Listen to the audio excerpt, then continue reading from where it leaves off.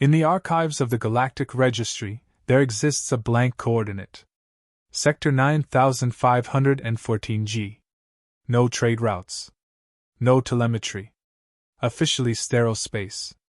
Most citizens never question it. Some assume it's a hazard zone. Others think it's an empty quadrant.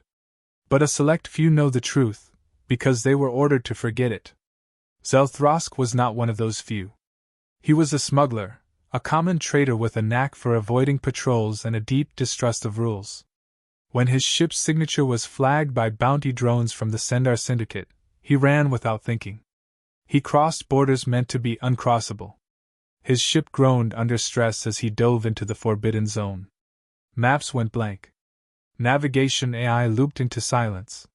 He flew blind, until gravity pulled him toward a blue and green planet floating like a secret in the dark. The atmosphere burned his hull. He crashed hard into wooded terrain. His injuries were critical, internal fluids leaking, bones fractured. He blacked out expecting death. Instead, he woke on a soft surface, a blanket over him, light filtering through wooden slats. He tried to move. Pain flared. A small creature, a biped, soft-skinned, amber-eyed, placed a hand on his shoulder and said something he couldn't translate, but the tone was unmistakable, reassurance. He didn't understand them. But they weren't afraid. They weren't even cautious. They were kind. A younger one brought water. Another brought a heating pad. One wiped his brow, though she was visibly uncomfortable at his appearance. He realized they thought he was helpless. And they refused to leave him that way. His drones had survived the crash. They floated silently in the corner, still recording, connected to a fail-safe network.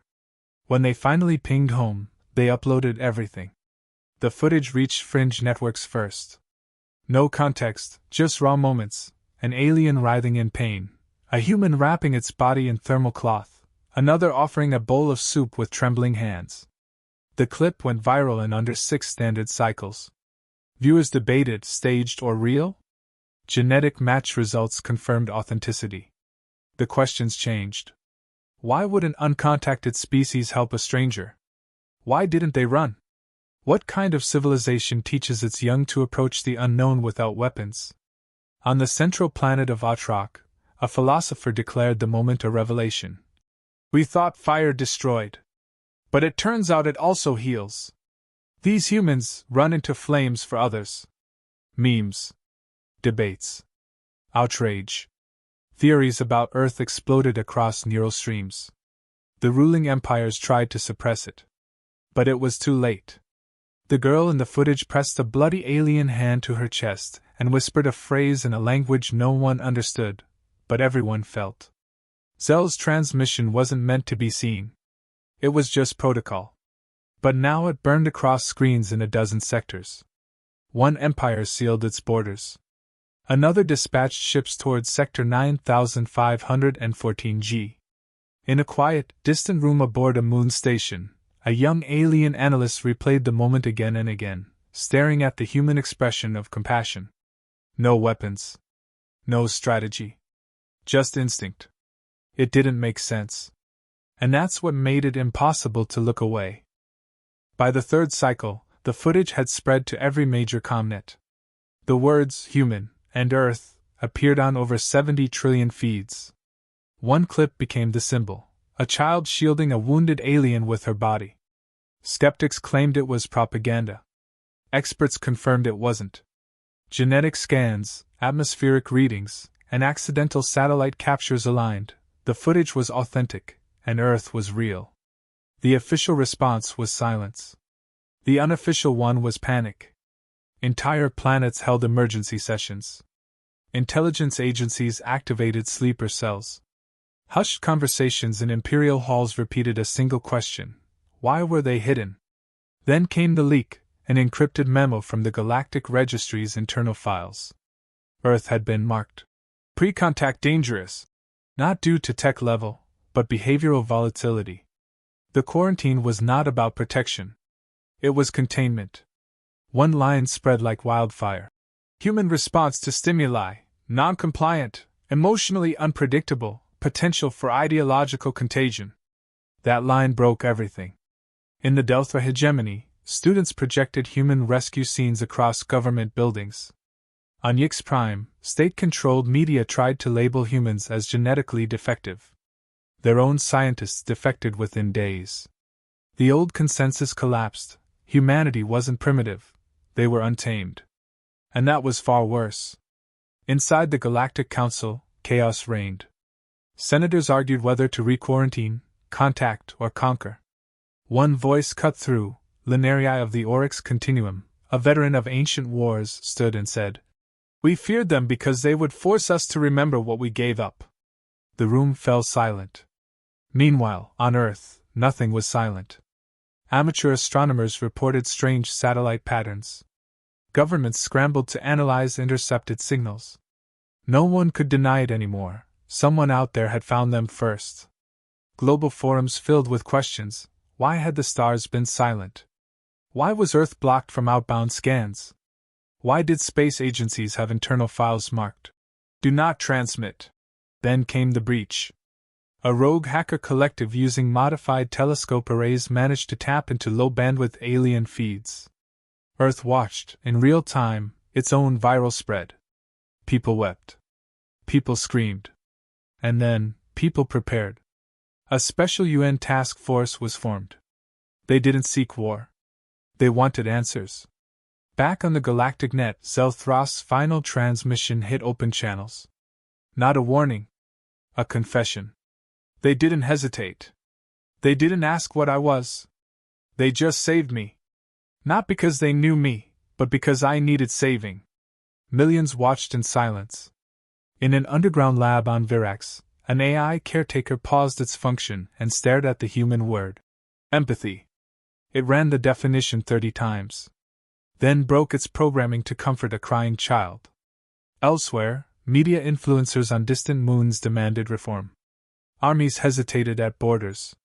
Religions fractured or merged. The idea of humanity became a wedge. Some leaders labeled Earth a psychological threat. But for many, Earth had become something else entirely, an ideal. Back on Earth, people no longer feared contact.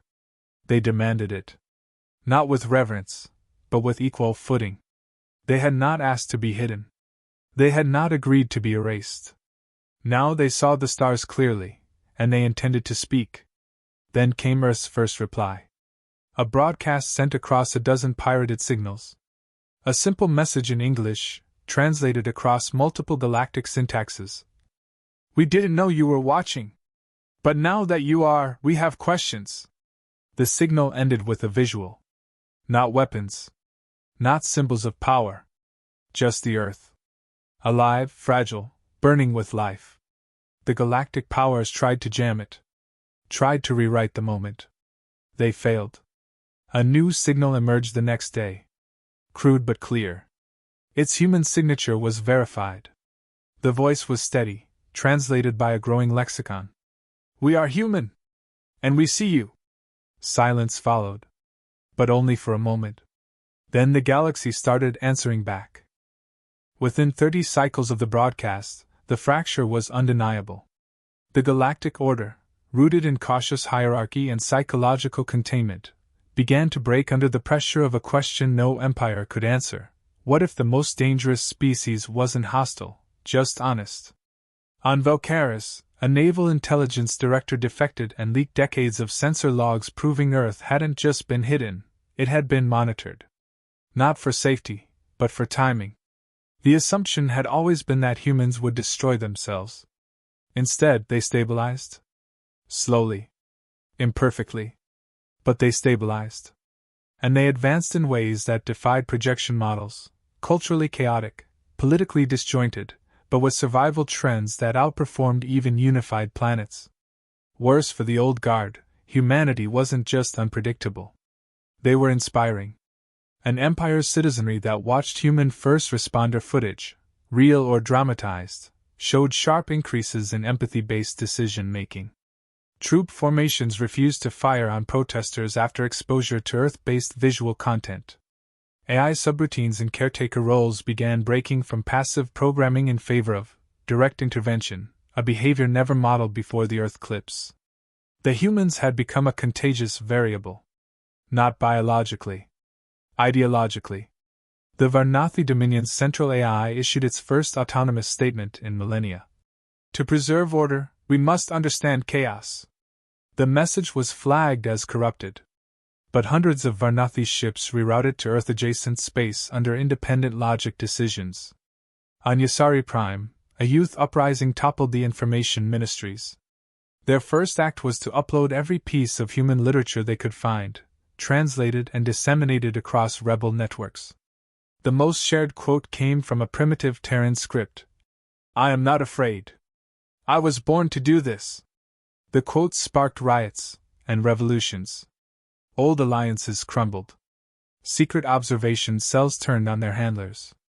Diplomatic enclaves began requesting cultural exchange, not military evaluation. But others weren't inspired. They were terrified. The Grell Accord issued an ultimatum to its bordering systems. Any species found in contact with Earth origin data would be classified as compromised. Dozens of vessels were destroyed in orbit around listening posts. The reason was listed as cognitive containment enforcement. But nothing could stop the signal anymore. Humanity didn't invade. It didn't send ambassadors. It didn't ask permission. It was just visible.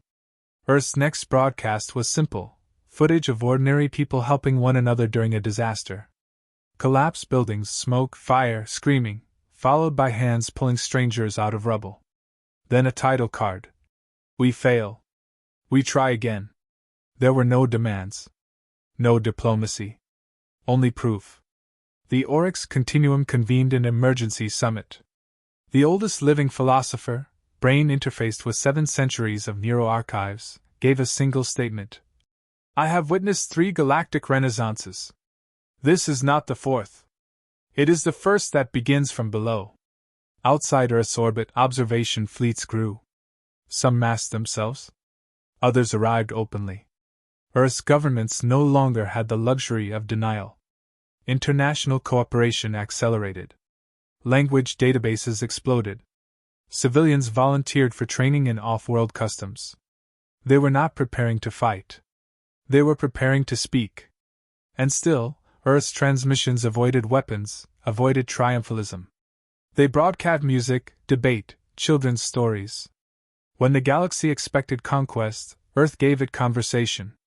And conversation, for the first time in generations, became dangerous. Galactic institutions tried to declare Earth a cultural hazard zone. It backfired instantly. A merchant ship from the Zell Confederacy painted its hull with human symbols and began smuggling aid to nearby backwater planets, claiming inspired solidarity. A rogue university transmitted the entire contents of Earth's open internet into deep net archives. Governments scrambled to contain the ideological breach. But they were already too late. The fracture was no longer a line. It was a flood. The first delegation didn't arrive in ships of conquest. They arrived in patched cruisers, refugee freighters, and science vessels flying rogue banners. They didn't come to control. They came because they'd seen enough to understand. Earth was no longer just a location. It was a question no civilization could ignore. Their message wasn't diplomatic. It was desperate curiosity. A Zell scholar stepped onto Earth's soil and wept. A defector from the Grell Accord offered technology in exchange for a human book. On a broadcast channel, a 10-tentacled poet from the Uni worlds thanked humanity for teaching her the meaning of selfless pain. Earth wasn't prepared, but they adapted fast. A temporary orbital station was hastily assembled. Translators, negotiators, philosophers, people from different nations, religions, ideologies, stood together, fumbling but willing. No central leader claimed dominion. No single voice spoke for Earth. And that, to the galaxy, was the most human thing of all. The former powers, the ones who'd hidden Earth, tried to intervene one final time. The Grell launched a blockade. 3 fleets moved in with silencing protocols and EMP warheads. The goal wasn't war. It was shutdown. Erasure. But humanity didn't fire. Instead, they streamed everything. Live footage of the fleets. Open translations of intercepted orders. Calm responses. Non-aggressive positioning. Statements sent across all frequencies. You are being watched. Not just by us. By your own people. It was enough. Inside the Grell ranks, entire crews refused commands. Officers walked off ships. A captain turned her vessel around and broadcast. I will not erase a mirror. Not when I finally see my face in it. The blockade fell apart without a shot. And for the first time in recorded galactic history, power shifted without violence. It wasn't peace through strength. It was peace through example. Empires that once ruled by narrative found themselves irrelevant. Their citizens followed Earth channels, Earth debates, Earth voices. The question spread system by system. If they could grow like that alone, what can we become together? Not everyone accepted it. Scars ran deep. Fear lingered. But fear was no longer enough to hold a civilization in place. Earth's new role wasn't planned. It wasn't elected. It was earned. They didn't ask to lead. They just refused to look away from pain, even when it wasn't their own. A galaxy used to systems and order now looked toward a world of chaos, contradiction, and compassion, and saw something dangerous. Hope. In a final vote, the Galactic Council, what was left of it, reclassified Earth. Not pre-contact dangerous. Not cultural hazard. But a living reference civilization. A reminder of what the rest had forgotten. Back on Earth, things weren't perfect. Nations still argued. People still struggled. But their vision had changed. They were no longer isolated. No longer erased. They were seen. And being seen meant responsibility. More messages came in every day. Not demands. Not orders. Questions. How did you survive yourselves? What do you do when the system breaks? How do you keep helping strangers? And Earth answered. Not with pride. Not with superiority. But with truth. We failed. Then we tried again. That became the banner above Earth's news station. No flags. No emblems. Just that phrase in hundreds of languages. Because the galaxy wasn't looking for perfection. It was looking for a reason to try.